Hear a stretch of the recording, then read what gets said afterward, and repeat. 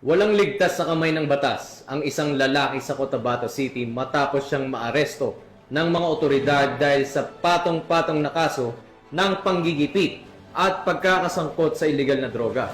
Batay sa ulat, ginamit umano ng suspect ang mga masisilang larawan ng biktima upang takutin ito at hingan ng pera. Bukod dito ay nahulihan pa ito ng hinihinalang shabu sa oras ng kanyang pagkakaaresto.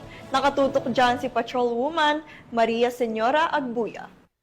Ang isang lalaki sa ikinasang entrapment operation na maoperatiba ng Regional Anti-Cybercrime Unit Bangsamoro Autonomous Region sa Cotabato City nito lamang ika-13 ng Hulyo taong kasalukuyan.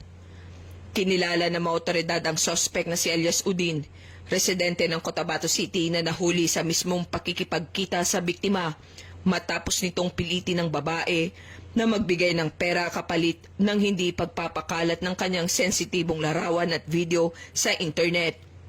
Sa isinagawang operasyon, nakumpiska rin mula sa sospek ang hinihinalang shabu, dahilan upang masampahan ito ng patong-patong na kaso, kabilang na ang paglabag sa Article 294 o Robbery with Intimidation of Person, Republic Act 9995 o Anti-Photo and Video Voyeurism Act of 2009, Republic Act 10175 o Cybercrime Prevention Act of 2012 at Republic Act 9165 o Comprehensive Dangerous Drugs Act of 2002.